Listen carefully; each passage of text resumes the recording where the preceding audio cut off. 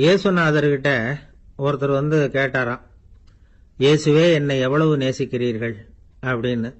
அவர் தன்னுடைய இரு கைகளையும் அகல விரித்து இவ்வளவு என்று சொல்லி சிலுவையில் உயிர் நீத்தார் அப்படின்னு சொல்லுவாங்க. அதாவது அந்த நேசிப்புக்கு எல்லை கிடையாது, அதே போல மன்னிப்புக்கும் எல்லை கிடையாது. இது இயேசுநாதர் சொல்லி கொடுத்த ஒரு பாடம். இயேசுனுடைய சீடர்கள்ல ஒருத்தன் பீட்டர், அவன் ஒரு நாள் இயேசுநாதர்கிட்ட கேட்டிருக்கான், இயேசுவே நான் வந்து என்னுடைய தம்பி கிட்ட அடிக்கடி சண்டை போட்டுக்கிட்டு இருக்கிறேன், என்னுடைய சகோதரன் கூட, அவனை நான் எத்தனை தடவை மன்னிக்கிறது? ஏற்கனவே 7 தடவை அவனை மன்னிச்சுட்டேன் அப்படின்னு சொல்லியிருக்கிறான். அப்போ இயேசு சொன்னாராம், மன்னிக்கிறதுக்கு எத்தனை தடவைங்கிற கணக்கெல்லாம் கிடையாது. எத்தனை தடவை உன்னுடைய சகோதரன் உன்னை கோபப்படுத்துகிறானோ அத்தனை தடவை நீ மன்னிக்கிறதுக்கும் தயாரா இருக்கணும், அதுதான் அப்படின்னு சொன்னாராம். அப்போ இவனுக்கு ஒன்றும் புரியல, இது என்ன அவன் தப்பு பண்ணிக்கிட்டே இருப்பான், நாம மன்னிச்சுக்கிட்டே இருக்கிறதா அப்படிங்கிறது மாதிரி குழப்பமா இருந்திருக்கிறான். அப்போ இயேசுநாதர் தன்னுடைய சீடன் பீட்டர் கிட்ட ஒரு கதை சொன்னாராம். அந்த கதை இன்றைக்கு நாம வந்து எல்லாரும் சிந்தித்து பார்க்க வேண்டிய ஒரு கதை. அதாவது மன்னிப்பை விரும்புகிறவர்கள் மன்னிக்கவும் தயாராக இருக்க வேண்டும் அப்படிங்கிறது தான் அந்த கதையினுடைய தத்துவம். அந்த இயேசுநாதர் சொன்ன கதை என்னன்னா, ஒரு மன்னர் இருந்தார். அவர் ஒரு நாள் அரண்மனையில் உட்கார்ந்து கணக்கு வழக்குகள்லாம் பார்த்துக்கிட்டு இருந்தார். நம்ம அரண்மனையிலிருந்து யார் யார் அரசாங்க கடன் வாங்கியிருக்கிறாங்க, யார் யார் திருப்பி செலுத்தி இருக்கிறாங்க அப்படிங்கிற விவரத்தையெல்லாம் பார்த்துக்கிட்டு இருந்தார். அப்போதான் புரிஞ்சுது, அந்த அரண்மனையில் வேலை செய்கிற ஒருத்தனே அரசாங்க கடன் ஒரு வாங்கியிருக்கிறான். எவ்வளவு? 10,000 பொற்காசுகள் வாங்கியிருக்கான் கடன். இந்த 10,000 பொற்காசுகளை திருப்பி செலுத்தலை அரசாங்கத்துக்கு. இது மன்னர் கவனத்துக்கு வந்தது. உடனே நம்ம அரண்மனையில் இருக்கிறவனே அரசு கடன் வாங்கி திருப்பி செலுத்தாம இருக்கான், அவனை கூப்பிட்டு வாங்கன்னு சொல்லி கூப்பிட்டுட்டு வந்தாங்களாம். விசாரிச்சிருக்கிறாங்க, என்னப்பா நீ எவ்வளவு ஒன்று? ஆமாங்க 10,000 பொற்காசுகள் வாங்கியிருக்கிறேன், இன்னும் திருப்பி கட்டலைன்னு இருக்கான். உடனே அவர் மன்னர் சொல்லியிருக்கிறார், நம்ம சட்டத்திட்டப்படி நீ உடனே பணத்தை திருப்பி கட்டிடு. அப்படி உன்னால கட்ட முடியலன்னா உன்னுடைய வீடு வாசல் சொத்து சுகம் எல்லாத்தையும் வித்து அந்த பணத்தை அரசு கருவூலத்தில் சேர்த்துக்கிறதுக்கு நானே ஏற்பாடு பண்ணிடுறேன் அப்படின்னு அந்த மன்னர் சொன்னாராம்.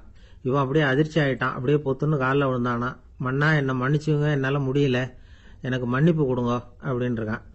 உடனே அவர் எழுந்திருச்சு, சரி நீ மன்னிப்பு கேட்டுவிட்ட, அதனால உன்னை மன்னிக்கிறேன், நீ பணம் கட்ட வேண்டாம் அப்படின்னு சொல்லி அந்த மன்னர் அவனை விட்டுட்டாராம். பணத்தையும் தள்ளுபடி பண்ணிட்டார், நீ திருப்பி கட்ட வேண்டான்னு.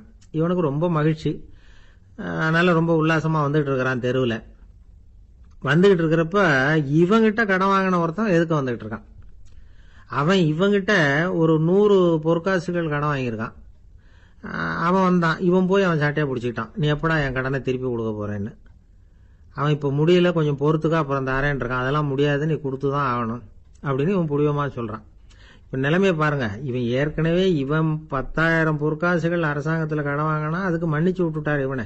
ஆனா இவன் இன்னொருத்தனை மன்னிக்கிறதுக்கு தயாரா இல்ல. இவங்கிட்ட கடன் வாங்கின இன்னொருத்தன் 10 பொற்காசுகள், அவனை மன்னிக்க தயாரா இல்ல. அவனை கொண்டு போய் நீதிமன்றத்தில் கொண்டு போய் நிறுத்தி தண்டனை வாங்கி கொடுத்துட்டான். நீதிபதி என்ன சொன்னாரு, அந்த இவன் வாங்கின பொற்காசுகளை திருப்பி கட்டுற வரைக்கும் ஜெயிலில் இருக்கணுங்கிறது தீர்ப்பு. ஆனா உடனே அரசர் காதுல வந்து விழுந்தது. சொல்லிட்டாங்க, உங்ககிட்ட மன்னிப்பு வாங்கிட்டு போனானே ஒருத்தன், அவன் வந்து இன்னொருத்தனை மன்னிக்கிறதுக்கு தயாரா இல்ல, அவனை கொண்டு போய் ஜெயிலில் அடைச்சுட்டான் அப்படின்னு. உடனே மன்னர் பார்த்தார், இவனை மறுபடியும் கூப்பிட்டு வர சொன்னார்.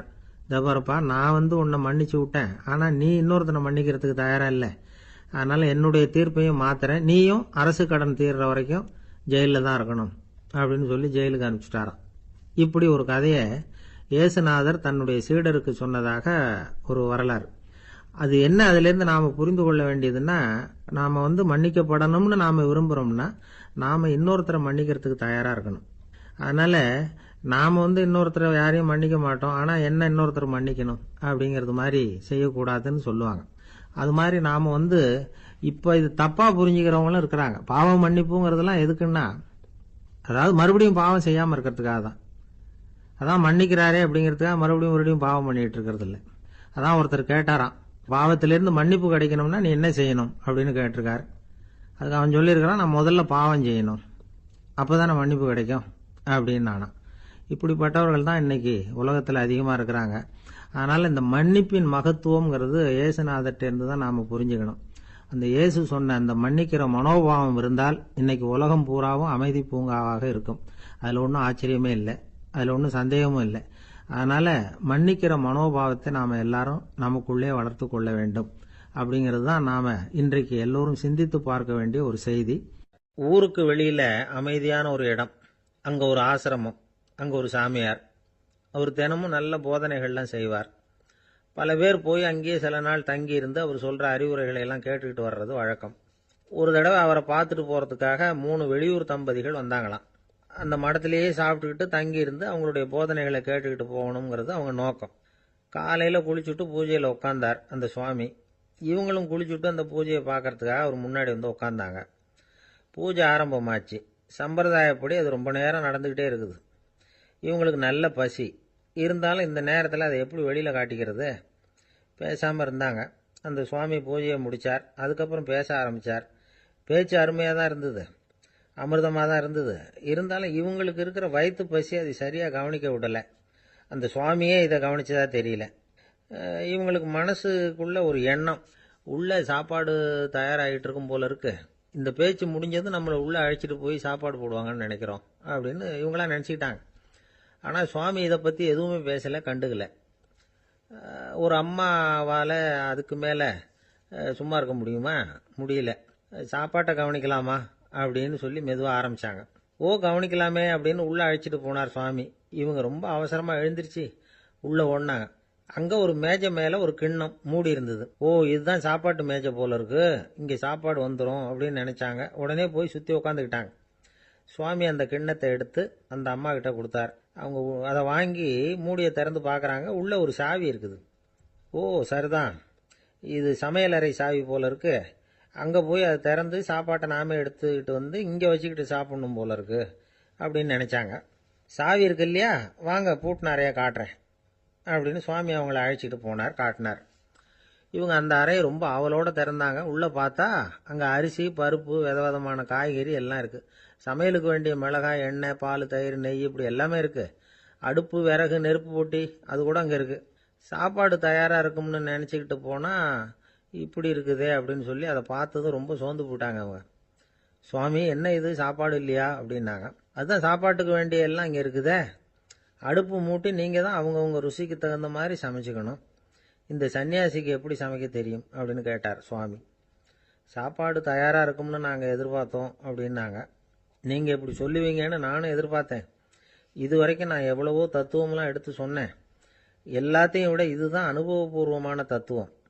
ஆண்டவன் நமக்கு நல்ல மனசை கொடுத்துருக்குறான், நல்ல வாய்ப்புகளையும் தந்திருக்கிறான், அதையெல்லாம் பயன்படுத்திக்கக்கூடிய மூளையையும் சிந்தனையையும் கொடுத்துருக்குறான்.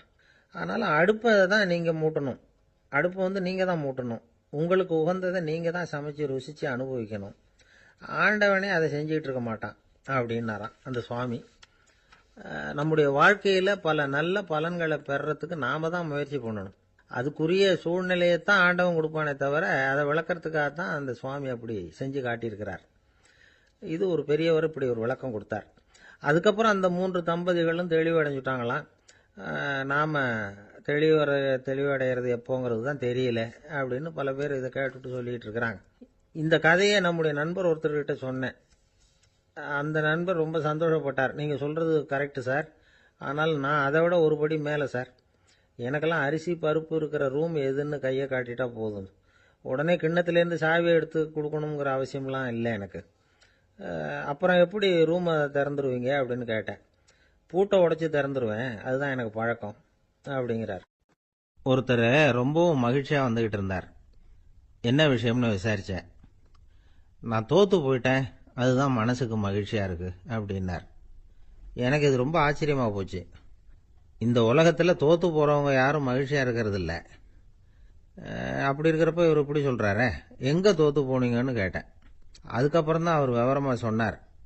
என்னோட 5 வயசு குழந்தையோட நான் விளையாடிக்கிட்டு இருந்தேன், அந்த விளையாட்டில் என் குழந்தை ஜெயிச்சு விட்டுது, நான் தோற்று போயிட்டேன் அப்படின்னார் ரொம்ப உற்சாகமாக. நான் யோசித்து பார்த்தேன். அதாவது நாம் சின்ன குழந்தையா இருக்கிறப்போ எந்த விளையாட்டில் கலந்துக்கிட்டாலும் அதில் நாம தான் ஜெயிக்கணும்னு ஒரு வெறி நமக்குள்ளே இருக்கும். நம்மளை எதிர்த்து விளையாடுறவர் நல்லவரா கெட்டவரா, பெரியவரா சின்னவரா அப்படிங்கிறதெல்லாம் முக்கியம் கிடையாது. அவர் தோற்று போகணும், நாம் ஜெயிக்கணும், அதுதான் முக்கியம். எதிரியை சந்தோஷப்படுத்த விளையாடுகிற கலை அப்போ நமக்கு தெரியறதில்ல. வாழ்க்கையில் ஒரு பக்குவம் வந்ததுக்கு அப்புறம் வெற்றி பெறணுங்கிற மன அழுத்தம் போயிடுது. போட்டியில் ஜெயிக்கணுங்கிறத விட குழந்தைய சந்தோஷப்படுத்தணுங்கிறது முக்கியமாக போச்சு. ஜெயிக்கணுங்கிற வெறி ஓடி போட்டுது. ஒரு குழந்தையா இருந்தப்போ நம்ம வளர்ச்சிக்கு உதவிய வெறி பெரியவனானதுக்கு பிறகு நமக்கு எதிரியா மாறுது. அதை சரியான சமயத்தில் நாம புரிஞ்சுக்கிட்டோம்னா போதும், நாம பொழைச்சிக்கலாம். ஒவ்வொரு மனுஷனுமே வாழ்க்கையோட அடுத்த கட்ட வளர்ச்சியில் அடி எடுத்து வைக்கிற நேரத்தில் தன்கிட்ட இருந்து ஏதோ ஒரு குணத்தை அல்லது தன் குணம் இருந்த ஏதோ ஒரு உறவை நாம இழக்கத்தான் வேண்டியிருக்குது. ஒரு கட்டம் வரைக்கும் உதவியா இருந்த குணம் அடுத்த கட்டத்துக்கு தடையா கூட மாறிடலாம். இந்த பரிமாண மாற்றத்துக்கு உள்ளாகிற ஒவ்வொருத்தரும் பிரத்யட்சமா இதை உணர்றாங்க. ஆனா பல பேர் எப்படின்னா பழசை திறந்துட்டு புதிய கொள்கைகளை உருவாக்கிக்கிறதுக்கு இஷ்டம் இல்லாம இருந்துடுறாங்க, அல்லது அப்படி செய்ய முடியாம தவிக்கிறாங்க. இதையெல்லாம் மீறி அந்த பழசை திறந்துட்டா அதை இழந்ததால உண்டாகிற மன அழுத்தம் சில காலத்துக்கு வருத்திக்கிட்டு தான் இருக்கும், வேற வழி இல்லை. ஆரோக்கியமான ஒரு முன்னேற்றத்துக்காக அந்த மன அழுத்தத்தை தாங்கிக்கத்தான் வேணும் அப்படிங்கிறாரு அந்த உலக புகழ்பெற்ற மேதை ஒருத்தர், இந்த ஸ்காட் பெக் அப்படிங்கிறவர்.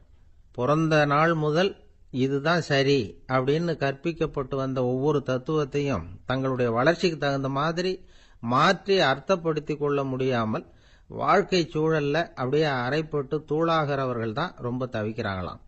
இதுதான் அவருடைய கருத்து. பெரும்பாலும் மனிதர்களுடைய நடுத்தர வயசுல, அதாவது 30 தாண்டுகிற சமயத்துல தான் இந்த தவிப்பு உண்டாவதுதான். இதை தான் மேற்கத்திய நாடுகளில் அடிக்கடி மிட் லைஃப் கிரைசிஸ் அப்படின்னு சொல்றாங்க. அப்பப்போ பழசையெல்லாம் தொலைச்சி விட்டு புதுசு புதுசா பிறக்கிறதுக்கு கத்துக்கணும். ஒவ்வொரு நிமிஷத்தையும் அந்த நிமிஷத்துக்கு ஏற்ற சித்தாந்தம் கொண்டவர்களாக சந்திப்போம் அப்படிங்கிறார் அந்த உளவியல் நிபுணர். இப்படி பழகிக்கிட்டா வாழ்க்கை இன்பமயம், இல்லைன்னா தவிப்பு மயம்தான். பழசை தொலைக்க முடியாதவர்கள்ல எத்தனையோ பேர் உண்டு, எத்தனையோ ரகம் உண்டு. அதில் வேடிக்கையான நண்பர்களும் உண்டு. ஒருத்தர் நண்பர் வீட்டுக்கு போனார். அவர் ஏதோ இனிப்பு பலகாரம் கொடுத்து சாப்பிட சொல்லியிருக்கிறாங்க அவங்க வீட்டில். இவர் சாப்பிட்டு பார்த்துட்டு சொன்னாராம், சார் 6 மாசத்துக்கு முன்னாடி ஒரு தடவை இங்கே வந்தேன், அப்போ ஒரு இனிப்பு பலகாரம் கொடுத்தீங்க, அது இதை விட நல்லா இருந்தது சார் அப்படின்னாராம். அப்ப செஞ்ச அதே இனிப்பு பலகாரம் தான் சார் இதுவும் அப்படின்னாராம் அவர். ஒரு நாள் ஒரு தகப்பனார் தன்னுடைய பிள்ளைய அழைச்சிக்கிட்டு வந்தார். சார், இவன் சரியா படிக்க மாட்டேங்கிறான், பெரியவங்களை மதிக்க மாட்டேங்கிறான், நீங்க கொஞ்ச நாள் இவனுக்கு குருவா இருந்து நல்ல விஷயங்களை சொல்லி கொடுத்தா தேவையில்லைன்னார்.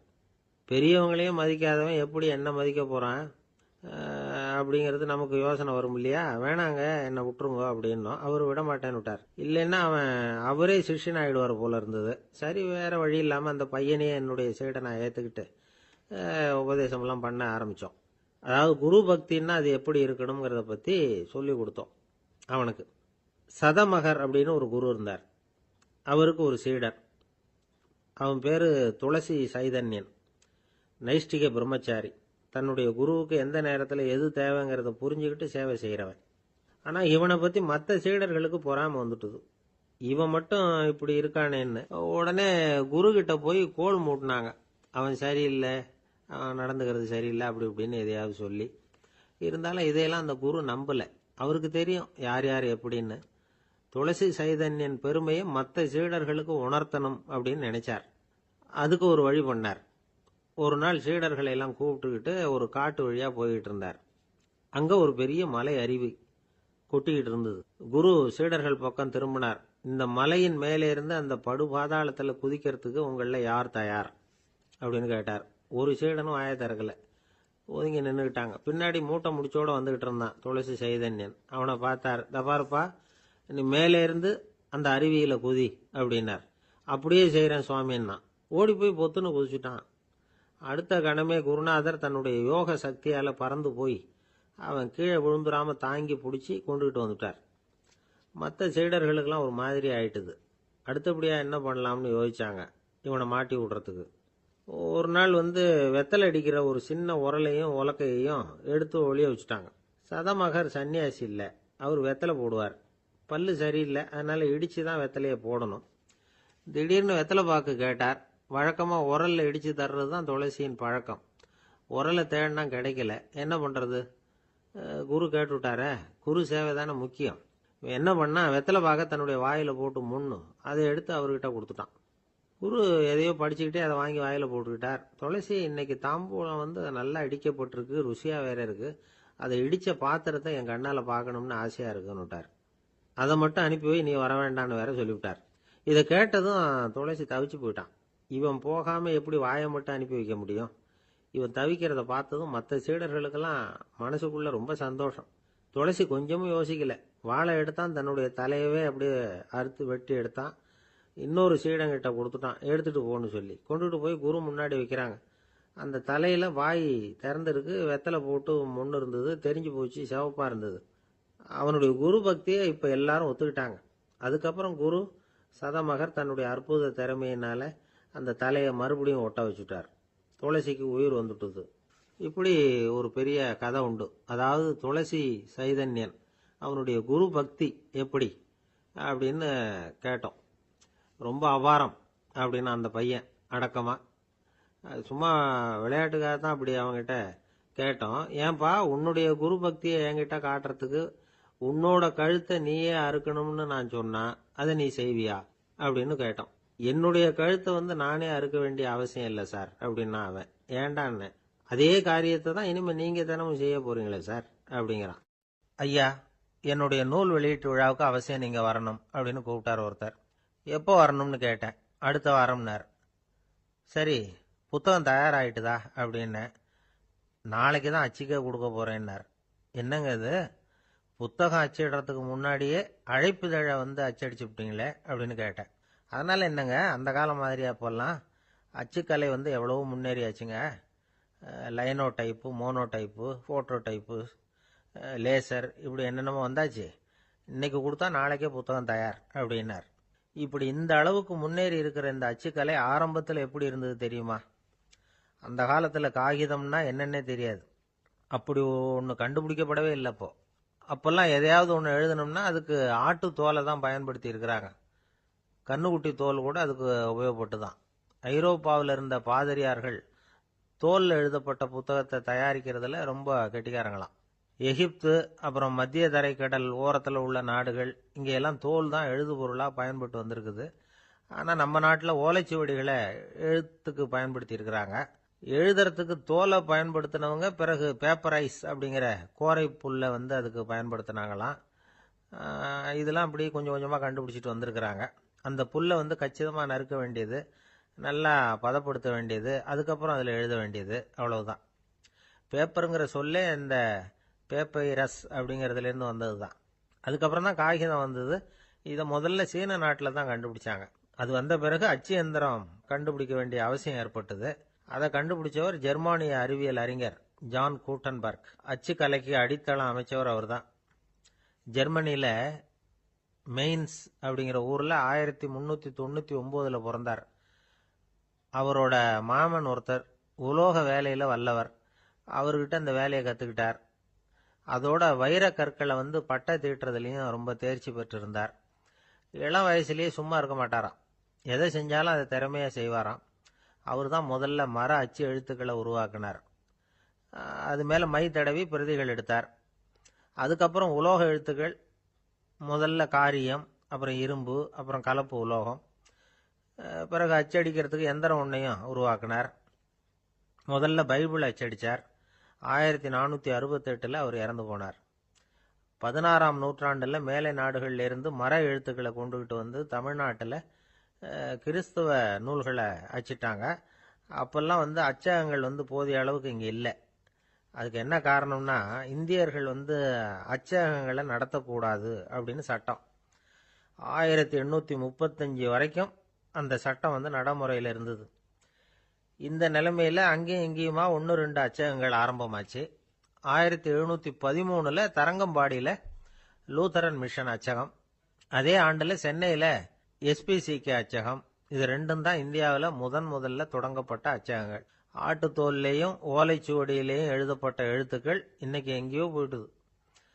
ஆனா நம்ம ஊர்ல எழுத்தாளர்கள் நிலைமை தான் ஒன்றும் சொல்லிக்கிறது மாதிரி இல்லை. நம்ம ஆள் ஒருத்தர் சொன்னார், சார், நான் சொந்தத்தில் ஒரு அச்சாபீஸ் வச்சிருந்தேன், இப்பவும் வச்சிருக்கிறேன். அதனால என்னுடைய படைப்புகளை புத்தகமாக வெளியிடுறதுல எனக்கு ஒன்றும் கஷ்டம் இல்லை. வருஷத்துக்கு ஒரு புத்தகம் எழுதி வெளியிட்டுருவேன்.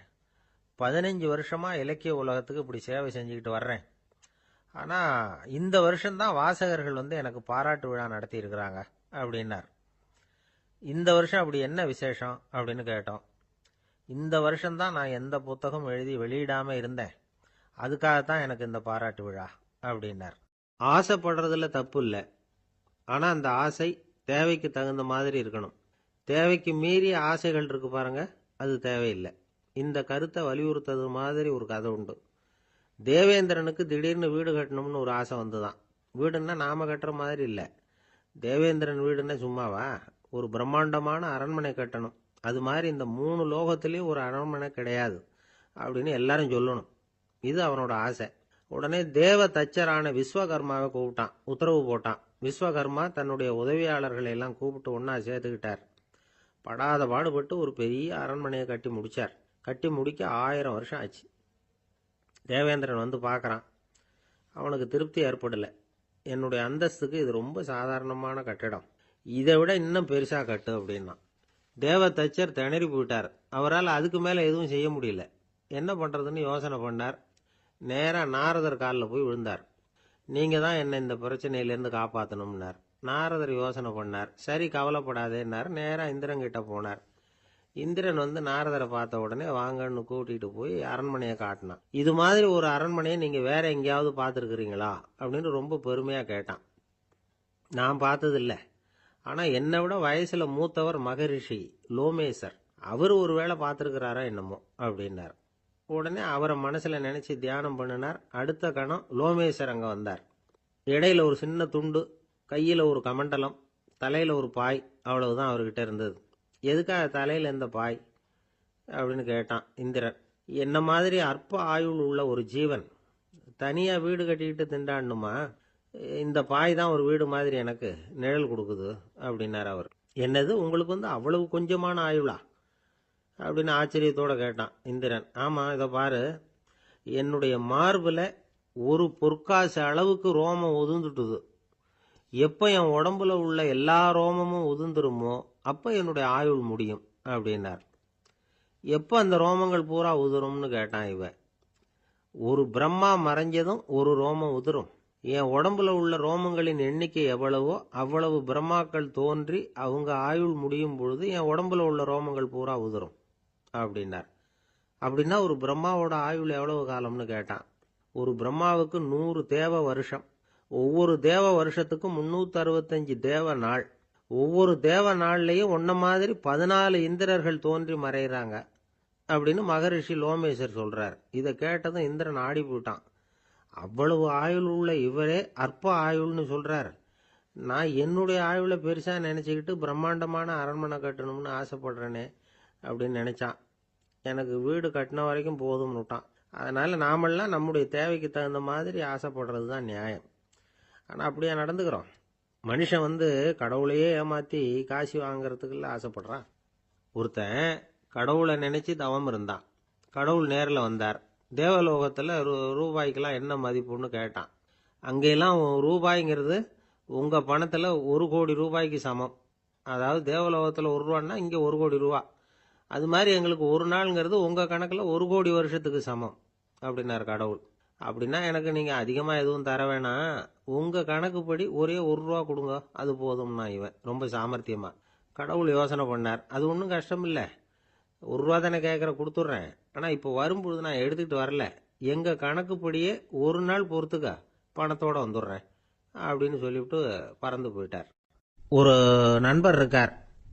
எப்ப பார்த்தாலும் கையில ஒரு புத்தகம் இருக்கும். புத்தகம் இல்லாம எங்கேயும் புறப்பட மாட்டார்.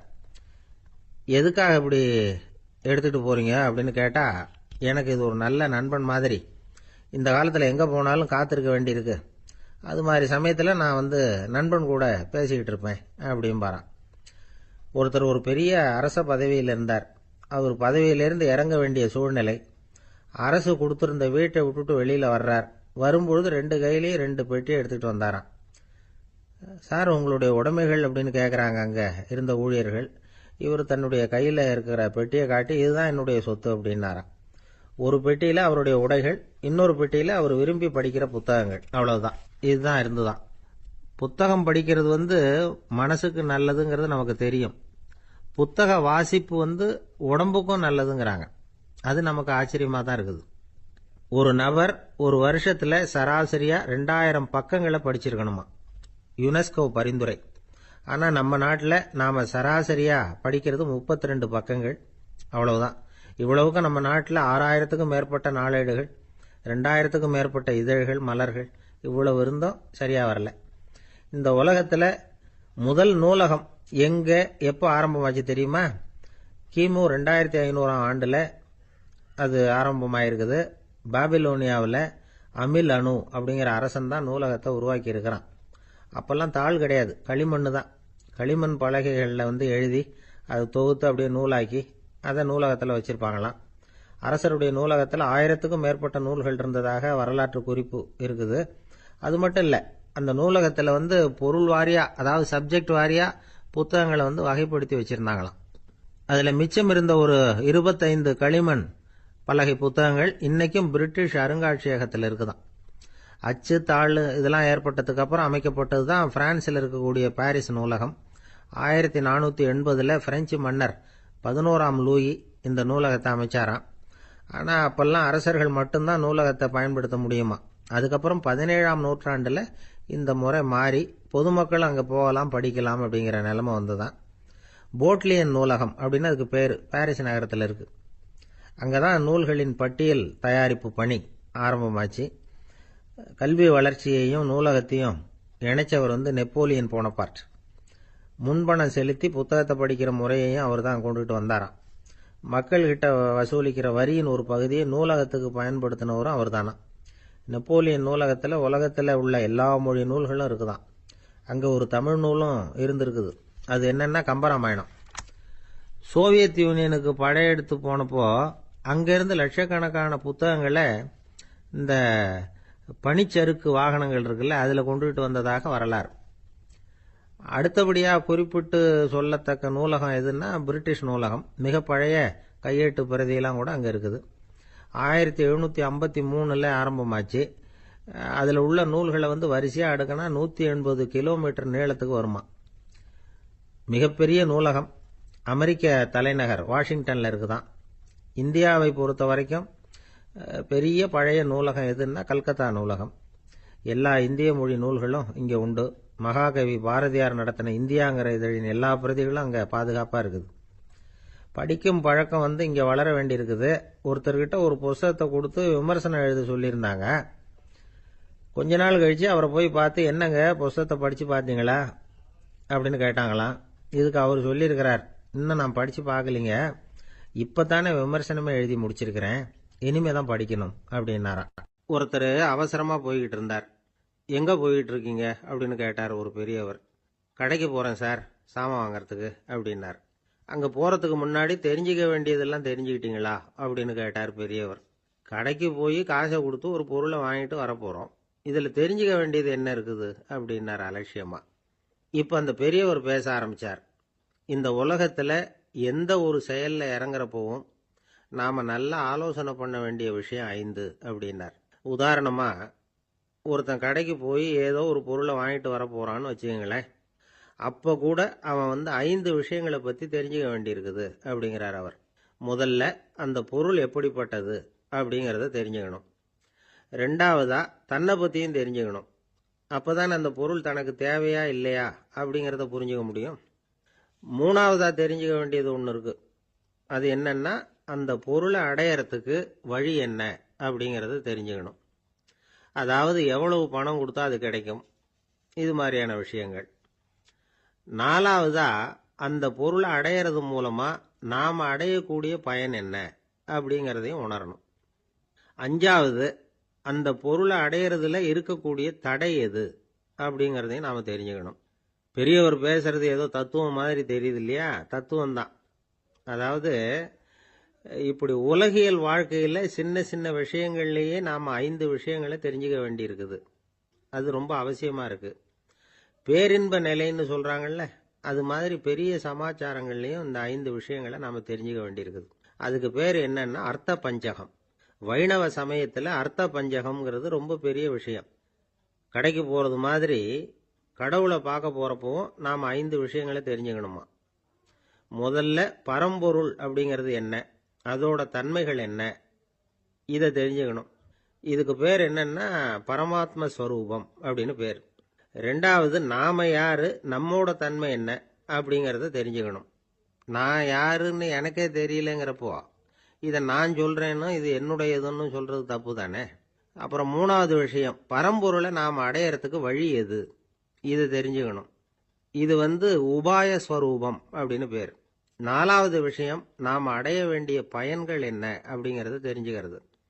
இதுக்கு புருஷார்த்தம் அப்படின்னு பேர். அஞ்சாவது, அந்த பயனை அடைய விடாமல் தடுக்கிற தடைகள் யாவை அப்படிங்கறத தெரிஞ்சுக்கிறது. இது விரோதி ஸ்வரூபம். இதைத்தான் தடையியல் அப்படின்னு சொல்றாங்க. அதாவது பரமாத்மாவை பற்றிய அறிவு, ஜீவாத்மாவை பற்றிய அறிவு, உபாயம் பற்றிய அறிவு, புருஷார்த்தம் பற்றிய அறிவு, இந்த 4 அறிவுக்கும் எதிரடையா, அதாவது அதையெல்லாம் தப்பா புரிஞ்சுக்கிறதால உண்டாகக்கூடிய அறிவு விரோதி ஸ்வரூபம். என்ன இது தகவல்ல ஏதாவது கதை சொல்லுவீங்கன்னு பார்த்தா ஏதோ தத்துவம் பேசிக்கிட்டு இருக்கிறீங்களே அப்படின்னு நினைக்கலாம். இதுவும் தெரிஞ்சுக்க வேண்டிய ஒரு பெரிய விஷயம்தான்.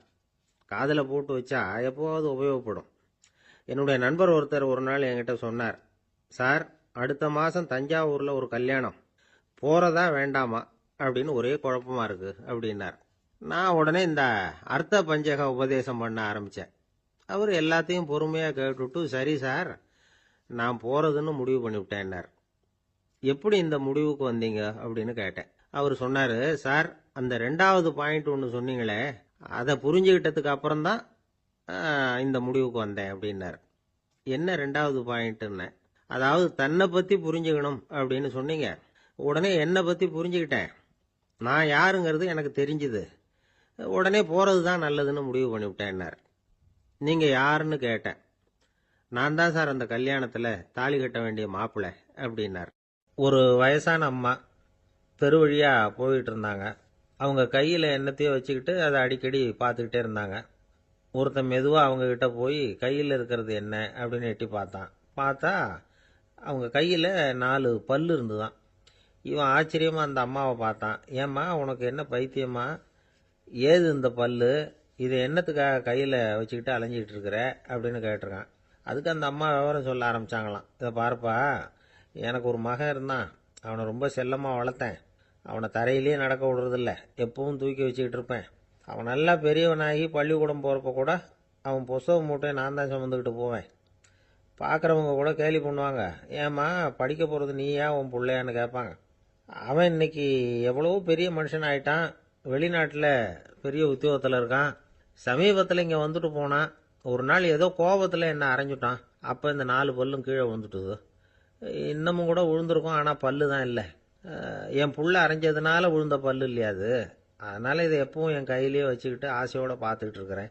அவன் தான் வெளிநாட்டுக்கு போட்டான், அவனை பார்க்க முடியாத ஏக்கத்தை நான் இந்த பல்லை பார்த்து போக்கிக்கிறேன் அப்படின்னு நாங்களாம் அந்த அம்மா. இந்த கதை எதுக்காகன்னா, தாய் அன்பு அப்படிங்கிறது எப்படிப்பட்டதுங்கிறத புரிஞ்சுக்கிறதுக்காக. கல்யாணம் ஆனதுக்கு அப்புறம் தாயை மறந்து விடுறவங்க எத்தனை பேர் இந்த உலகத்தில், அவங்க காதில் விழணுங்கிறதுக்காக தான் இந்த தகவல். ஆனால் ஒரு விஷயம் மட்டும் நல்லா புரிஞ்சுக்கணும், தாயை மதிக்க தெரிஞ்சவங்க தான் இன்னைக்கு வாழ்க்கையில் எல்லா விதத்துலேயும் முன்னுக்கு வந்திருக்கிறாங்க. வேணும்னா விசாரித்து பார்த்துக்குங்க.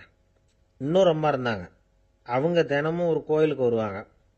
சாமியை பார்த்து, கடவுளே, நான் இறந்து போனால் நரகத்துக்கு போகணும் அப்படின்னு வேண்டிக்குவாங்களாம். எல்லாரும் சொர்க்கத்துக்கு போகணும்னு தானே கடவுள்கிட்ட வேண்டிக்குவாங்க.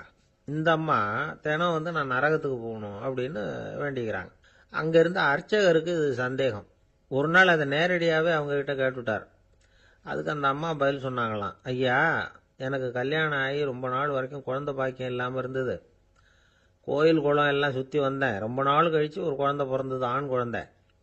அவனை நான் ரொம்ப செல்லம் கொடுத்து வளர்த்தேன். அதோட விளைவு என்ன ஆச்சுன்னா, அவன் ரொம்ப மோசமாக ஆயிட்டான். கெட்ட பழக்க வழக்கம்லாம் கற்றுக்கிட்டான். அவன் இறந்து போனால் நிச்சயம் அவனுக்கு நரகம்தான் கிடைக்கும். அந்த அளவுக்கு கெட்டவன் அவன். அப்படிப்பட்ட காரியங்கள்லாம் பண்ணிகிட்டு இருக்கான், எனக்கு தெரியும். இவனுக்காக நரகத்தில் கூட யாரும் தயவு காட்ட மாட்டாங்க, தாட்சண்யம் காட்ட மாட்டாங்க. அதனால் இவனுக்கு முந்தி நான் இறந்து நரகத்துக்கு போயிட்டா அங்கே இவனை கவனிச்சிக்கலாமே, இவனுக்கு பணிவிடை செய்யலாமேன்னு பார்க்குறேன் அப்படின்னு நாங்களாம். அதனால தான் நான் நரகத்துக்கு போகணும்னு தினம் ஆண்டவனை வேண்டிகிட்டு இருக்கிறேன் அப்படின்னு கண்கலங்கி அந்த அம்மா சொன்னாங்களாம். அதுதான் தாய் உள்ளம்ங்கிறது. தாயின் பெருமையை சரியாக உணர்ந்துட்டா அவங்களுக்கு எப்பவும் எந்த கஷ்டமும் வராது. இது ஏதோ உபதேசத்துக்காக சொல்கிற வார்த்தை இல்லை, உண்மையான வார்த்தை. இந்த விவரத்தையெல்லாம் நண்பர் ஒருத்தர்கிட்ட சொல்லிக்கிட்டு இருந்தேன். அவர் கொஞ்ச நாள் கழித்து என்னை தேடி வந்தார். அவர் கையிலேயும் 4 பல்லு வச்சுருந்தார். என்னங்க ஆச்சு, ஏதுங்க அந்த பல்லு அப்படின்னு விசாரித்தோம். உங்கள் உபதேசத்தை கேட்டுவிட்டு இந்த உலகத்தில் எல்லாரையும் தாயாக நினைக்க ஆரம்பிச்சிட்டேன். ஒரு அம்மாவை கடத்தரில் பார்த்து தாயேன்னு கூப்பிட்டேன். அவங்க உடனே பலார்னு என்னை அரைஞ்சிட்டாங்க. பல்லு விழுந்துட்டுது. அதை தான் பொறுக்கி எடுத்துக்கிட்டு நேராக உங்களை தேடி வந்துக்கிட்டு இருக்கிறேன்னார். தாயேன்னு தானே கூப்பிட்டீங்க, அதுக்கு ஏன் அரைஞ்சாங்க அப்படின்னு கேட்டோம். நான் தாயேன்னு கூப்பிட்டது அவங்க காதில் நாயேன்னு விழுந்துட்டு தான், அதுதான் இப்படி ஆயிட்டுது அப்படின்னார். ஏங்க எங்கே போயிட்டு வரீங்க அப்படின்னு கேட்டேன். எனக்கு வேண்டப்பட்ட ஒருத்தரை பார்த்து. ஆஸ்பத்திரிக்குன்னார். எந்த ஆஸ்பத்திரிக்குன்னே? மாட்டு ஆஸ்பத்திரிக்குன்னார். என்ன விஷயம்னே? மாமனாருக்கு உடம்பு சரியில்லை, அதுதான் மாட்டு ஆஸ்பத்திரிக்கு போயிட்டு வரேன்னார். அட பாவி, அதுக்கு அந்த ஆஸ்பத்திரிக்கா போவாங்க அப்படின்னு ஆச்சரியமா. அட அது இல்லைப்பா, முதல்ல எங்கள் குடும்ப டாக்டர் தான் தேடிக்கிட்டு போனேன். அவர் அந்த நேரத்தில் அவர் வளர்க்குற நாய்க்குட்டிக்கு உடம்பு சரியில்லைன்னு சொல்லி அதை தூக்கிக்கிட்டு மாட்டு ஆஸ்பத்திரிக்கு போயிட்டாராம் சொன்னாங்க. அதனால் அங்கே போய் அவரை சந்தித்து விஷயத்தை சொல்லிவிட்டு வர்றேன்னார். அப்புறம் தான் எனக்கு கொஞ்சம் நிம்மதியாக இருந்தது. பொதுவாக நமக்கு தெரிஞ்ச வரையில் டாக்டர்கள் 2 வகை. நமக்கு வைத்தியம் பண்ணுற டாக்டர்கள் ஒரு வகை, நம்மக்கிட்ட இருக்கிற ஆடு மாடு கோழிக்கு வைத்தியம் பண்ணுற டாக்டர்கள் ஒரு வகை. இப்போ தான் எனக்கு தெரியும் இன்னொரு வகையான டாக்டர்களும் உண்டுங்கிறது. அது யாருன்னா பூச்சிகளுக்கு வைத்தியம் பண்ணுற டாக்டர்கள், அதாவது பூச்சி டாக்டர்கள். வெளிநாடுகளில் அப்படிலாம் கூட சில பேர் இருக்கிறாங்க. பிரிட்டனில் யார்க்ஷயர் வட்டாரத்தில் ராதர்ஹாம் அப்படின்னு ஒரு ஊர். அங்கே ஒரு விலங்கியல் மருத்துவர், பேர் டாக்டர் லான்ஸ் ஜெப்சன். அவர் ஆஸ்பத்திரி வாசலில் பார்த்தீங்கன்னா தினமும் நிறைய பேர் நின்றுக்கிட்டு இருப்பாங்க. கையில் கண்ணாடி குடுவை, தகர டப்பா இப்படி ஏதாவது இருக்கும். அதுக்குள்ளே ஏதாவது பூச்சிகள் இருக்கும். அதுக்கு வைத்தியம் பண்ணுறதுக்காக வந்தவங்க தான் அவங்கெல்லாம். சிலந்தி பூச்சி, பல்லி, தேளு, பாம்பு இப்படி ஏதாவது இருக்கும். பொழுதுபோக்காக சில பேர் நாய், பூனை, கிளி, மைனா, புறா இப்படி ஏதாவது வளர்க்குறாங்கல்ல, அது மாதிரி இப்போல்லாம் தேளு, பல்லி, பாம்பு, பூச்சி இதையெல்லாம் வளர்க்க ஆரம்பிச்சிட்டாங்களாம். இது ஒரு புது ஃபேஷன்.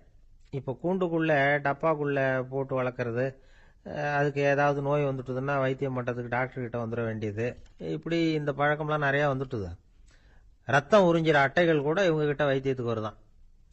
சிலந்திகளில் செங்கால் சிலந்தின்னு ஒரு வகை. மத்திய அமெரிக்க காடுகளில் இது அதிகம். சிலந்திகள்லேயே ரொம்ப விலை உசந்தது இந்த ரகம்தான். கால்களில் சிவப்பு கோடுகள் இருக்கும். இந்த இனம் இப்போ குறைஞ்சிக்கிட்டே வர்றதுனால சர்வதேச விதிகளின்படி இவற்றின் ஏற்றுமதி இறக்குமதிக்கு தடை விதிக்கப்பட்டிருக்குது.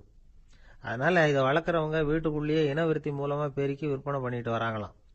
அந்த வகை சிலந்திகள் தான் இப்போ வைத்தியத்துக்கு அதிகமாக வருதான். சரி, இதுக்கெல்லாம் எப்படி வைத்தியம் பண்ணுறாங்க? முதல்ல அதை குளிர்பதன பெட்டியின் வழுவழுப்பான சுவரில் விட்ட உடனே அதெல்லாம் மெதுவாக இறங்கி வரும். அப்போ அதன் நோயை கண்டுபிடிக்கிறது சுலபம். அப்புறம் அதுக்கு கிருமிகளை கொல்லக்கூடிய மருந்துகளையோ வலி நிவாரண மருந்துகளையோ கொடுப்பாங்க. கால் உடைஞ்ச சிலந்திகளுக்கு பசையை கொண்டு ஆப்ரேஷன் பண்ணுவாங்க. சில சிலந்திகளுக்கு உடைஞ்ச காலை எடுத்துட்டா புதிய கால் வளர்ந்துடும்.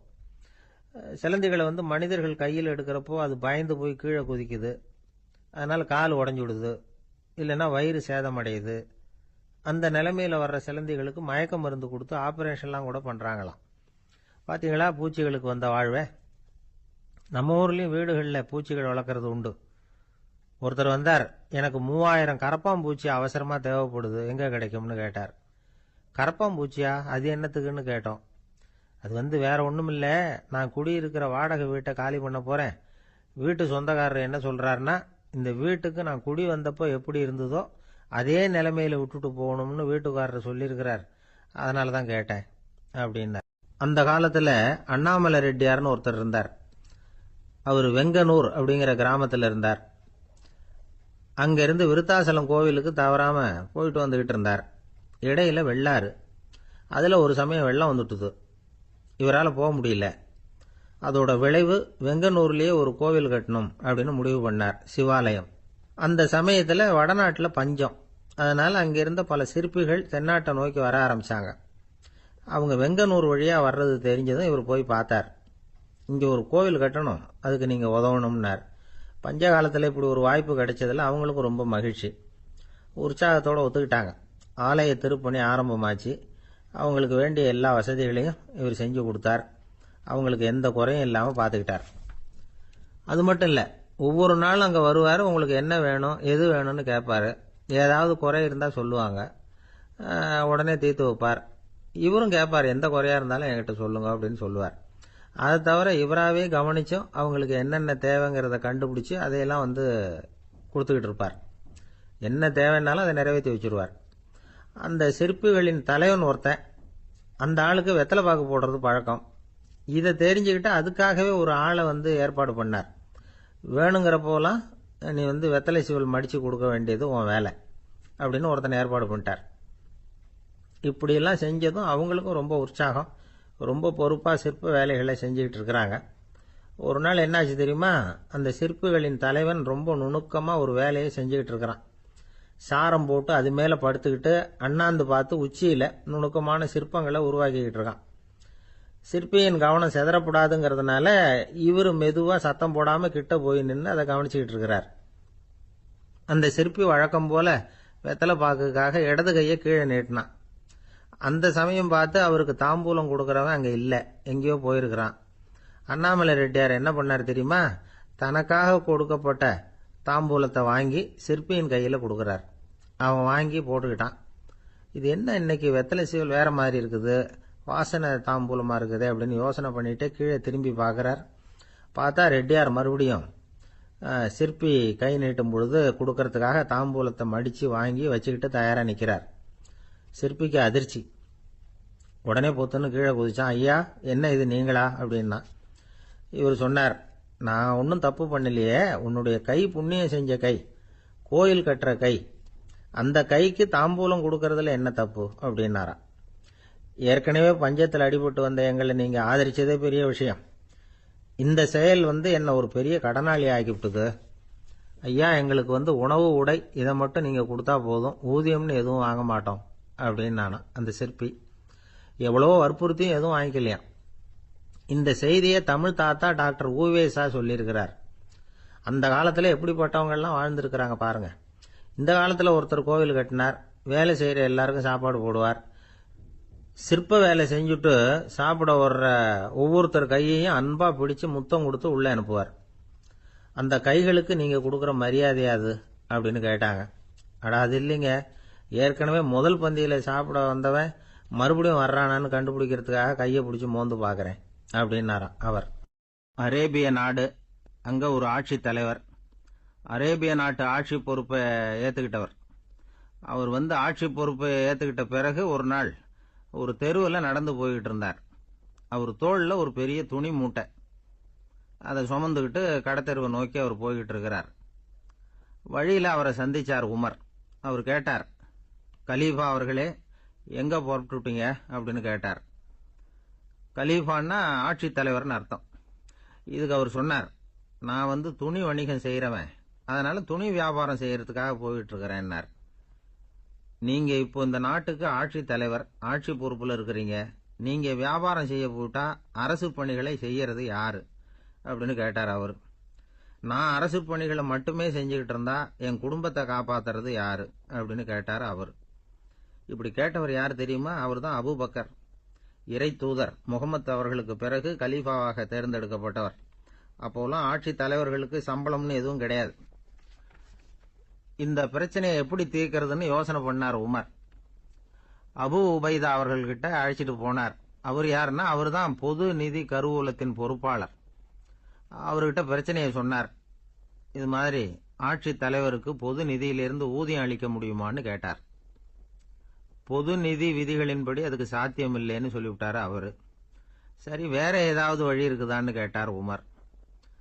அபு உபைதா கொஞ்சம் யோசனை பண்ணி பார்த்தார். அப்புறமா சொன்னார், மக்காவிலிருந்து மதீனாவுக்கு குடிபெயர்ந்து வந்த அகதிகளுக்கு நிதி உதவி அளிக்கிறதுக்கு விதிகளில் இடம் இருக்கு.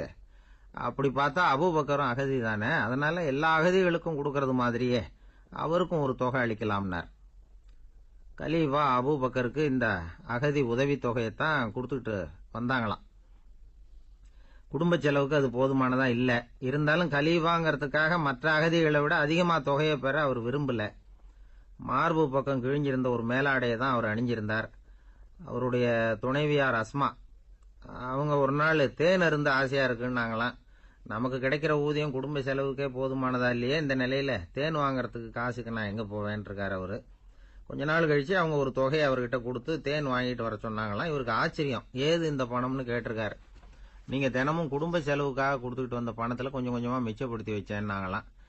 அபூபக்கர் அந்த பணத்தை எடுத்துக்கிட்டு நேரா பொது நிதி கருவூல பொறுப்பாளர்கிட்ட போனார். இந்த பணத்தை பொது நிதியில சேர்த்துருங்க, இது அதிகப்படியா எனக்கு தரப்பட்டு வந்த ஊதியம், அடுத்த மாசத்துல இருந்து இந்த தொகையை குறைச்சுங்கன்னு வேற சொல்லிவிட்டாராம். பசியை தணிக்க தேவையான அளவு உணவு, ஒரு ஜோடி உடை, இதை தவிர கூடுதலா மக்கள் பொது நிதியிலிருந்து வாங்கிக்கிறதுக்கு என் குடும்பத்தாருக்கு உரிமை இல்லை அப்படின்னு சொல்லி கண்டிப்பா சொல்லிவிட்டாராம். அவர் வாங்கிட்டு வந்த இந்த குறைந்த ஊதியம் கூட அவர் மனசை உறுத்திக்கிட்டே இருந்தது. கடைசி நேரம் அவர் தம்முடைய மகள் ஆயிஷா அவர்களை அழைச்சார். மகளே, இதுவரைக்கும் பொது நிதியிலிருந்து நான் வாங்கிட்டு வந்த தொகை என்னுடைய இதயத்துல பாரமா அழுத்திக்கிட்டு இருக்கு. என் தோட்டத்தை வித்து அதுல வர்ற பணத்திலிருந்து நான் இதுவரைக்கும் வாங்கிட்டு வந்த ஊதிய தொகையை கணக்கு போட்டு பொது நிதியில சேர்த்து விடு அப்படின்னாராம். பதவி ஏற்கிறதுக்கு முன்னாடி தன்கிட்ட இருந்ததை விட இப்ப கூடுதலா என்ன சொத்து இருக்குன்னு பார்த்திருக்கார். ஒரு ஒட்டகம், ஒரு கோப்பை, ஒரு பணியாள், இதையும் அடுத்தபடியா கலீஃபாவா வர்றவர்கிட்ட ஒப்படைச்சிருங்க அப்படின்னு விட்டாராம். அதே மாதிரி அடுத்து வந்த உமர் கிட்ட ஒப்படைச்சாங்க. அப்போ உமர் சொன்னாராம், அபூபக்கரே, இந்த முன்மாதிரியால உங்களுக்கு பிறகு இந்த ஆட்சி பொறுப்பை ஏற்கிறவர்களை பெரும் நெருக்கடிக்கு ஆளாகி விட்டீங்க அப்படின்னு சொல்லி ரொம்ப கண் கலங்கினாராம்.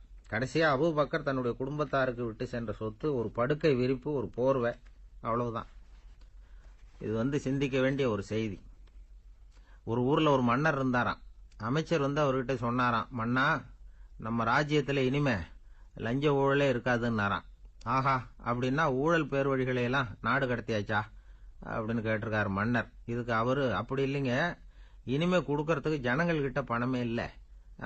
பிரம்மத்தை அறிந்தவன் பிரம்மமாகறான் அப்படின்னு ஒரு பெரியவர் பேசினார் ஒரு கோவில்ல. தைத்திரிய உபனிஷத்து அப்படி சொல்லுதான். இதை கேட்கும் பொழுது நமக்கு ஒரு சந்தேகம் வரும். அது எப்படி? பிரம்மத்தை அறிந்தவன் பிரம்மமாகறான்னா, சிங்கத்தை அறிந்தவன் சிங்கமாகறானா, தோசையை அறிந்தவன் தோசை ஆகிறானா? இப்படிப்பட்ட சந்தேகம் நமக்கு வர்றதுல ஒன்றும் ஆச்சரியம் இல்லை. இது இயற்கை. இதுக்கும் அந்த பெரியவரே பதில் சொல்றார். சிங்கம் வேற, நாம வேற. அதனால சிங்கத்தை அறிந்தவன் சிங்கமாக மாட்டான். ஆனா பிரம்மம் வேற, நாம வேற இல்லை. அதனால பிரம்மத்தை அறிந்தவன் பிரம்மமாகறான் அப்படிங்கிறது அவரோட விளக்கம். மனிதன் அவன்தான் தான் பிரம்மங்கிறது தெரியாதனால தான் அதை வேற எங்கேயோ தேடிட்டு இருக்கிறான். கடைசியில் அது தான் தாங்கிறது புரிஞ்சுக்கிற பொழுது அவன் பிரம்மம் ஆயிடுறான். இதை விளக்கறதுக்கு ஒரு உபநிஷத்து கதையே இருக்கு. நமக்கு தெரிஞ்ச கதை தான், ஆனால் அதை வேற விதமான அர்த்தத்தில் விளையாட்டாக சொல்லிட்டு இருக்கிறோம். ஒரு சமயம் ஒரு 10 நண்பர்கள் ஒரு காட்டு வழியா போயிட்டு இருக்கிறாங்க. குறுக்க ஒரு நதி, அதை கடந்து அடுத்த பக்கம் போகணும். எல்லாரும் ஒரு வழியா கடந்து அடுத்த கரைக்கு போய் சேர்ந்துட்டாங்க. அங்க போய் சேர்ந்ததுக்கு அப்புறம் எல்லாரும் பத்திரமா சேர்ந்துட்டோமா அப்படின்னு தெரிஞ்சுக்கிறதுக்காக எண்ணி பார்க்கறான் அந்த கூட்டத்து தலைவன். அவங்க மொத்தம் 10 பேர். ஆனா அவன் எண்ணி பார்க்கறப்போ 9 தான் வருது. ஏன்னா அவன் தன்னை விட்டுட்டான். எதிரில் நிக்கிறவங்கள மட்டுமே எண்றான். ஐயோ, 10வது ஆள் எங்கேங்கிறான், பதறான். சரி, நீ இரு, நான் எண்ணி பார்க்கறேன்னு சொல்லிவிட்டு இன்னொருத்தன் எண்றான். அவனும் தன்னை விட்டுட்டு எண்றான். 9 தான் வருது. எல்லாரும் கொய்யோ முறையோன்னு கத்த ஆரம்பிச்சிட்டாங்க. அந்த சமயத்தில் ஒரு பெரியவர் அந்த பக்கமாக வர்றார். என்ன விஷயம்னு விசாரிக்கிறார். 10வது ஆளை 6 அடிச்சுட்டு போட்டுது அப்படின்னு சொல்லி இவங்க அழறாங்க. சரி, அழாதீங்க அப்படின்னு சொல்லி அந்த தலைவனை பார்த்து இப்படி வாங்குறார். வர்றான். இப்போ எனக்கு முன்னாடி ஒரு தரம் எண்ணு பார்க்கலாம்ங்கிறார். 1 2 3ன்னு ஆரம்பிச்சு 9ல் முடிக்கிறான். உடனே பெரியவர், நீ தான் அந்த 10வது ஆள் அப்படிங்கிறார். இது உண்மை. நாம தான் அது. நாம தான் நம்மளை வேற எங்கேயோ தேடிட்டு இருக்கிறோம். நாம எங்கேயோ தேடிட்டு இருக்கிறோமே, அந்த பிரம்மம் நாம தான். இப்படி ஒரு பெரிய உண்மையை விளக்கறதுக்காக தான் அப்படி ஒரு கதை சொல்லப்பட்டது. ஆனா அதை நாம வேற விதமா வேடிக்கையா உபயோகப்படுத்திக்கிட்டு இருக்கிறோம். எப்படி தெரியுமா? ஒரு ஆத்தங்கரையில ஒரு 10 பேர் முழிச்சுக்கிட்டே நின்றுட்டு இருந்தாங்களாம். அந்த பக்கமா வந்த ஒருத்தன், ஏன் இப்படி முழிச்சுக்கிட்டு நிக்கிறீங்கன்னு கேட்டிருக்கிறான். எங்களுக்கு நீச்சல் தெரியாது, நாங்கெல்லாம் அடுத்த கரைக்கு போய் சேரணும் அப்படின்னாங்களாம். சரி, நான் கொண்டுட்டு போய் விடுறேன். எல்லாரும் அக்கறைக்கு போய் சேர்ந்த உடனே ஆளுக்கு ₹1 வீதமா மொத்தம் ₹10 எனக்கு கொடுக்கணும் அப்படின்னு இருக்கான் இவன். சரின்னு ஒத்துக்கிட்டாங்க. இவன் ஒவ்வொருத்தரா கையை பிடிச்சி மெதுவா ஆத்துல இறக்கி அழைச்சிட்டு போயிட்டான். 9 பேரை கரை சேர்த்துட்டான். 10வது ஆள் பாதி ஆத்துல போயிட்டு இருக்கிறப்ப திடீர்னு வெள்ளம் வந்துட்டுது. புடி நழுவி போச்சு. கையை விட்டுட்டான். வெள்ளம் அடிச்சுட்டு போட்டுது. அழைச்சிட்டு வந்தவன் நீச்சல் அடிச்சு தட்டு தடுமாறி கரைக்கு சேர்ந்துட்டான். கரையில் இருந்தவங்களுக்கு இந்த விஷயம் தெரியாது. இருந்தாலும் இவன் உடம்பு பூரா நனைஞ்சி கொஞ்சம் அதிகமாக மூச்சு வாங்க நின்றுக்கிட்டு இருந்தானா, ஏங்க ஏன் இப்படி மூச்சு வாங்குது, என்ன விஷயம் அப்படின்னு கேட்டாங்களாம். அதுக்கு இவன் கொஞ்சமாக அலட்டிக்காம சொன்னானா, வேற ஒன்றும் இல்லை, நீங்கள் கொடுக்க வேண்டிய 10 ரூபாயில் 1 ரூபா குறைஞ்சி போச்சு, அவ்வளவுதான் அப்படின்னா. இந்த உலகத்தில் தான் மட்டும் வாழ்ந்தா போதும் அப்படின்னு நினைக்கிறவங்க உண்டு. தானும் வாழணும், அடுத்தவங்களும் வாழணும் அப்படின்னு நினைக்கிறவங்களும் உண்டு. முதல்ல சொன்ன வகையை சேர்ந்த மனிதர்கள் எப்படி தெரியுமா? எப்படியாவது தான் மட்டும் வாழ்ந்தால் போதுங்கிற நினைப்பு தான் எப்பவும் அவங்களுக்கு இருக்கும். தங்களுடைய வளர்ச்சிக்கு எது தடையா இருந்தாலும் சரி, யார் தடையா இருந்தாலும் சரி, அதை அழிச்சுட்டு தான் மறுவேலை பார்ப்பாங்க. அவங்கெல்லாம் பாவ காரியங்களுக்கு தயங்குறதே இல்லை. அப்படிப்பட்ட வாழ்க்கை அவங்களுக்கே இடைஞ்சல அமைஞ்சு விடுறது உண்டு. அதை விளக்கறதுக்கு ஒரு கதையும் உண்டு. ஒரு ஊர்ல அப்படிப்பட்ட ஆள் ஒருத்தன் இருந்திருக்கான். நிறைய பாவங்களை செஞ்சவன். அதன் காரணமா நரகப்படுகொழியில விழுந்துட்டான். நரகப்படுகொழிங்கிறது ஒரு பெரிய கிணறு மாதிரி. ஏற்கனவே பாவம் செஞ்சவங்க நிறைய பேர் அதில் விழுந்து கிடக்குறாங்க. உள்ள ஏகப்பட்ட சத்தம், எல்லாம் அந்த பாவாத்மாக்கள் போடுற சத்தம். இப்போ விழுந்தானே, இவனும் சத்தம் போட்டான். இவன் போடுற சத்தம் கொஞ்சம் அதிகமாக கேட்டுது, விழுந்தது. இந்த கிணத்துக்கு பக்கத்தில் புத்தர் உட்கார்ந்துருக்கிறார். அவர் காதில் இவன் போடுற சத்தம் விழுந்தது. உடனே அந்த கிணத்தடிக்கு போனார், குனிஞ்சு பார்த்தார். சாமி என்னை காப்பாத்துங்க அப்படின்னு கத்தனா இவன். புத்தர் அவனை கொஞ்சம் கவனிச்சு பார்த்தார். மனித சமுதாயத்துக்கு அவன் என்னென்ன கெடுதல் பண்ணியிருக்கிறாங்கிற விவரம்லாம் அவர் மனக்கண்ணில் தெரிஞ்சது. அவருக்கு எல்லாம் புரிஞ்சு போச்சு. இருந்தாலும் அவனை காப்பாத்துறதுக்கு ஏதாவது வழி உண்டா அப்படின்னு யோசிச்சார். அவன் தன்னுடைய வாழ்நாளில் ஏதாவது நல்லது செஞ்சிருக்கானா அப்படின்னு பார்த்தார். ஒரே ஒரு சமயம் அவன் தன்னுடைய காலடியில மிதிபட இருந்த சிலந்தியை மிதிக்காமல் தாண்டி போயிருக்கிறான். இந்த ஒரு காரியத்துக்காக அவனை கரையேற்ற முடியுமா அப்படின்னு நினைச்சார். அவ்வளவுதான்.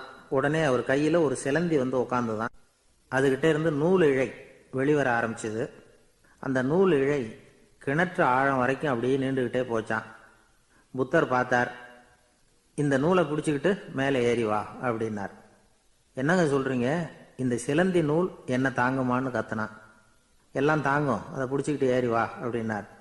சந்தேகத்தோடவே அவன் அந்த நூல் இழைய பிடிச்சி இழுத்து பார்த்தான். ரொம்ப வலுவா இருந்தது. அவனுக்கு ஆச்சரியம். அதை பிடிச்சிக்கிட்டே மெதுவாக மேலே ஏறி வர ஆரம்பிச்சிட்டான். பாதி தூரம் ஏறி வந்திருப்பான். அப்போ அவன் காலுக்கு கீழே ஏதோ சத்தம். என்னன்னு குனிஞ்சு பார்க்கறான். கீழே கிடந்தவங்க சில பேரும் அந்த நூலை பிடிச்சி மேலே வந்துக்கிட்டு இருக்கிறாங்க. இவனுக்கு கோபம் வந்துட்டுது. தன்னுடைய இடுப்பில் வச்சிருந்த கத்தியை எடுத்து தன்னுடைய காலுக்கு கீழே நூல் இழையை அப்படியே வெட்டி விட்டுட்டான்.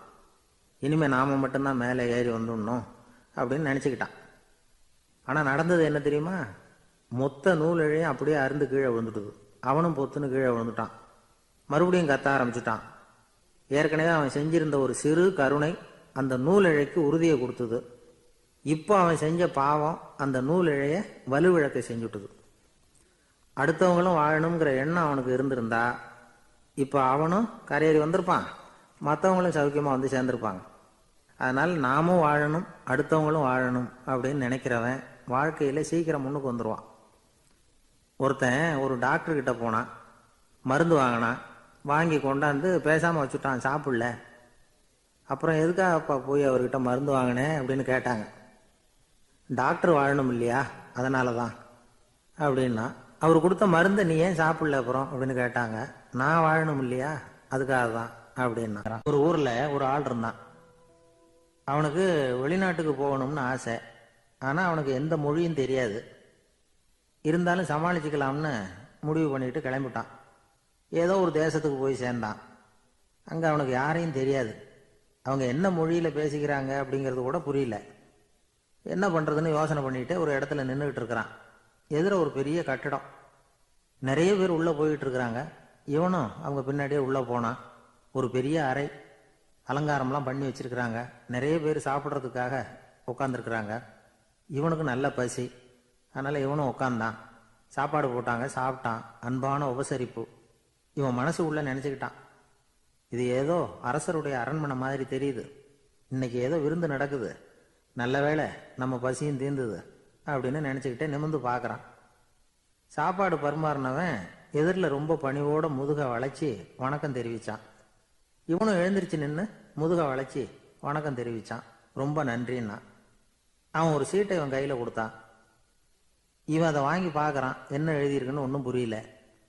சரி, இந்த நாட்டில் தங்களுடைய நன்றியை சீட்டில் எழுதி தான் கொடுப்பாங்க போல இருக்கு அப்படின்னு நினச்சிக்கிட்டு மறுபடியும் நன்றின்னா.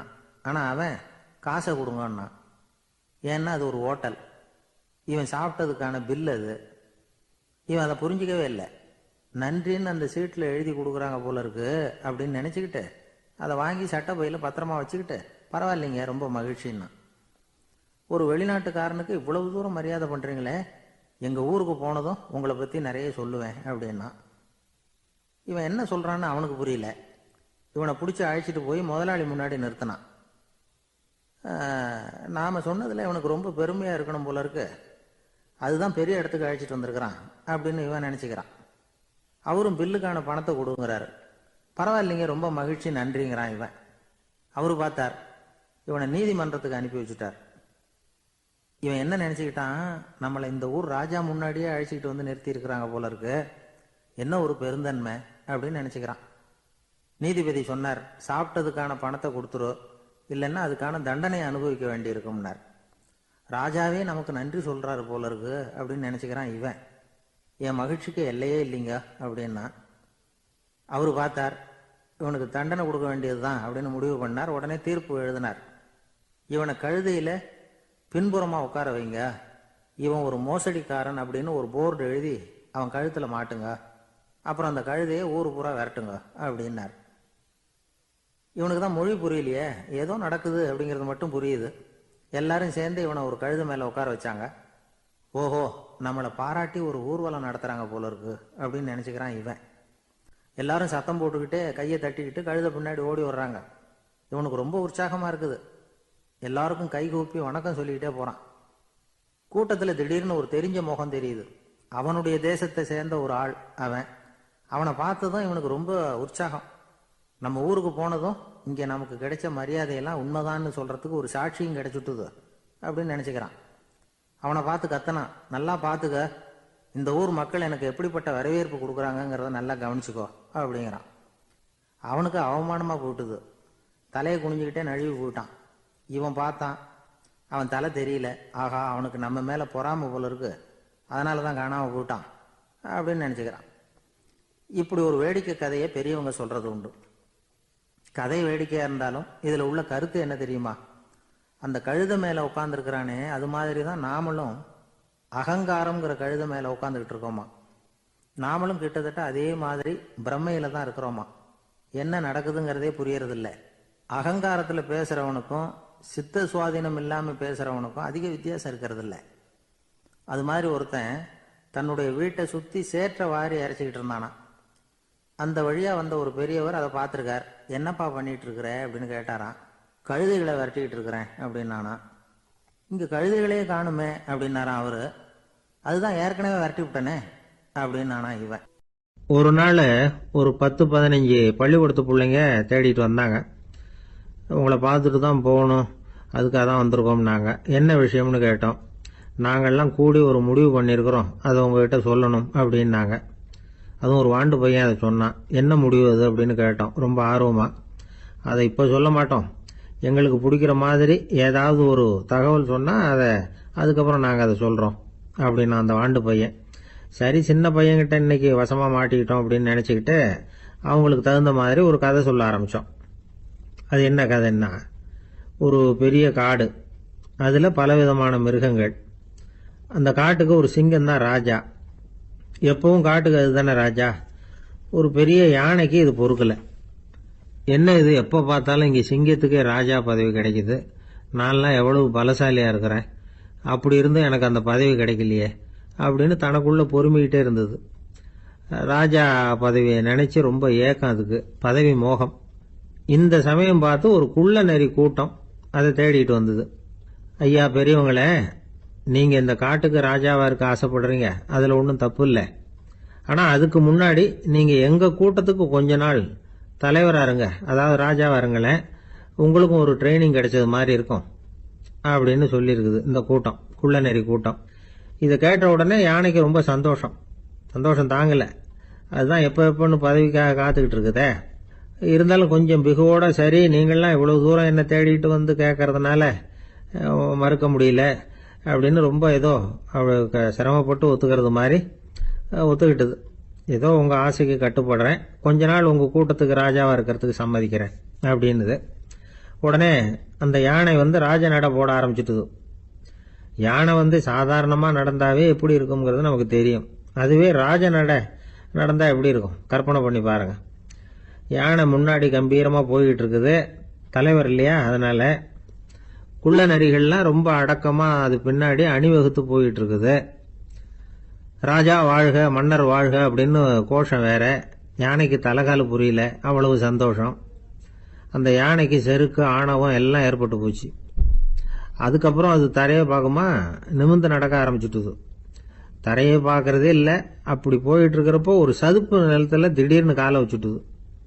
அவ்வளவுதான், கால் உள்ள போட்டுது. இன்னொரு காலை எடுத்து வச்சுது, அதுவும் உள்ள போட்டுது. அந்த 2 காலையும் எடுக்கிறதுக்காக அடுத்த 2 காலையும் அழுத்திச்சு, அதுவும் உள்ள போக ஆரம்பிச்சுட்டுது. இப்ப 4 காலம் வசமா சேத்துல அழுந்தி போச்சு, எடுக்க முடியல. குள்ள நரிகள்லாம் அதை சுத்தி சுத்தி வந்தது. சிலது சுத்தி நின்று டான்ஸ் ஆட ஆரம்பிச்சுட்டுது யானையை பார்த்துட்டு. இதை யானை பார்த்தது. என்ன இது தலைவர், நான் தவிச்சுக்கிட்டு இருக்கிறேன், தொண்டர்கள்லாம் சுத்தி நின்று வேடிக்கை பார்த்துக்கிட்டு இருக்கிறீங்க, டான்ஸ் ஆடுறீங்க அப்படின்னு கேட்டுதான். தொண்டர்களே, தலைவர் நான் தவிச்சுக்கிட்டு இருக்கிறது உங்களுக்கு தெரியலையா? இப்போ உடனே உங்க தலைவரை காப்பாற்ற வேண்டியது உங்க கடமை இல்லையா அப்படின்னு கத்துச்சான் அந்த யானை. குள்ள நரிகள்ல ஒண்ணு முன்னாடி நின்று அந்த யானையை பார்த்துதான், தலைவரே, எங்களுக்கு ரொம்ப நாளா ஒரு ஆசை, அந்த ஆசையை நிறைவேற்றிக்கிறதுக்காகத்தான் உங்களை எங்க தலைவரா ஏத்துக்கிறோம்னு சொன்னோம் அப்படின்னு தான். என்ன ஆசை?